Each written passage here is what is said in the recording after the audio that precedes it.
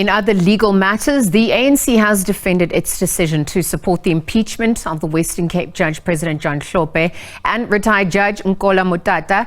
The ANC ordered its MPs to vote in favour of the impeachment of the two judges. Hlophe and Motata are the first judges in the democratic South Africa for whose removal Parliament has now voted. Parliament's decision will now be referred to President Cyril Ramaphosa to make it a formal final binding resolution for Hlophe to be fired. So the impeachment of suspended Judge President of the Western Cape High Court, John Hlophe, required 2/3 majority of the members of the House. 27 MPs voted against, 305 voted in favour of his impeachment.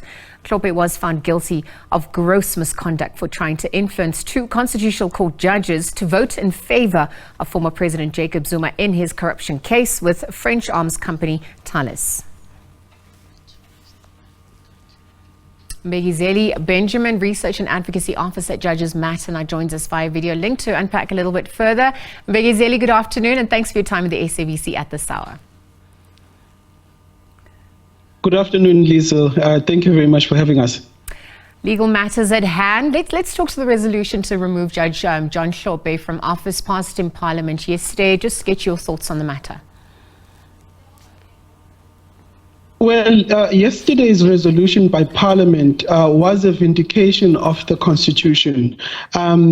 There is a core part of the Constitution is accountability, and that is what we saw yesterday, because the two judges have been found guilty of gross misconduct, of acting below the standards of ethics that is required of judges, and so there needed to be accountability, and yesterday Parliament was exercising that accountability. So for us, even though it is sad that it is the end of the judicial career of people who spent a long time in the judiciary, but we celebrate that the Constitution in South Africa is working, and it seems to be working on a daily basis. Well, speaking of accountability, the National Assembly also voted for the removal of Judge Nkola Motata from office. This was in terms of Section 1771 of the Constitution. Perhaps you could also help us make sense of that and really what happens next with regards to the President. Yes, so Section 1771 says that the National Assembly votes on a recommendation of the Judicial Service Commission after it has found a judge guilty of gross misconduct.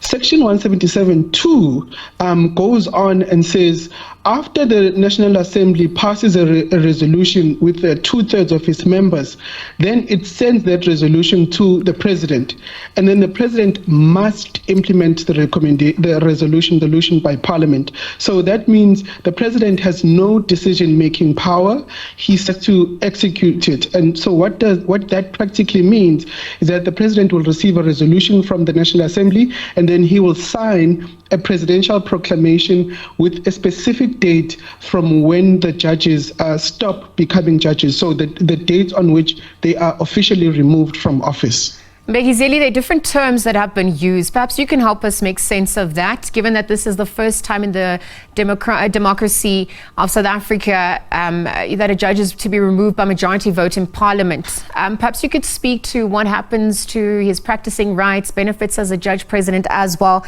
and the difference between a removal and an impeachment of a judge. Help us make sense of that as well. Yes, let me start with the second part of your question first. So the Constitution itself doesn't have the word impeachment in it. So that is something that is a concept that is globally understood, even though it is not in our Constitution. But in the Judicial Service Commission Act, which governs the code of conduct for judges, it says that the highest level of complaint that can be laid against a judge is a complaint of gross judicial misconduct, and that is impeachable. So that misconduct is so serious that a judge will be impeached. So that's where the word comes from. So after the JSC does its investigation and finds the judge guilty of gross misconduct, that judge is then impeached. So the impeachment process is the process that starts in Parliament and goes with the debate, and then there's a vote, and then it goes to the president. Once it gets to the president, then the removal kicks in. The president then signs the proclamation with the date of when the judge is removed. So it starts off with the impeachment and then it ends off with the removal. Thank you very much for clarifying that. It seems like, yes, do continue. Yes, sorry, the first part of your question I forgot to mention. So what happens after the president makes the date of when the judge officially is removed from office? It means that the judge loses the title of a judge, loses the status that comes with the judge, and the benefits that attach to the office of a judge. So the Constitution says that a judge is appointed for life. That means you'll continue to be a judge until the day you die, and you'll receive the salary of a judge until the day you die. So even when you go on retirement, you still get a full judge's salary. So from what I could find, Judge Hlophe was getting about 2.3 million rand a year, and he was going to get that money for the rest of his life. But with the impeachment and the removal from office, it means that he doesn't get a cent of that money going forward. Well, thank you very much for that clarity, Mbekezeli. I know there's lots happening within legal matters. Just turning our attention to Judge Nkola Motata Makhubele's cross-examination of her role at PRASA. What are you observing on the processes unfolding on that front? We're also looking at justice prevailing. Are we edging any closer? Well, I think we are getting closer to justice. There is a level of accountability even for judges, which hasn't happened in a long time. So the tribunal that is currently sitting to investigate the conduct of Judge Makhubele is also part of that accountability system. Today, she was on the witness stand under cross-examination, where the tribunal is now focusing on the two complaints, which is the one complaint is relating to that she was both a judge, the chairperson of PRASA at the same time. Then the second complaint is that she was involved in settlements at PRASA. So the cross-examination so far has focused on that time when she became a judge. And they're trying to get the evidence to prove that she was a judge and she knew that she was going to be a judge.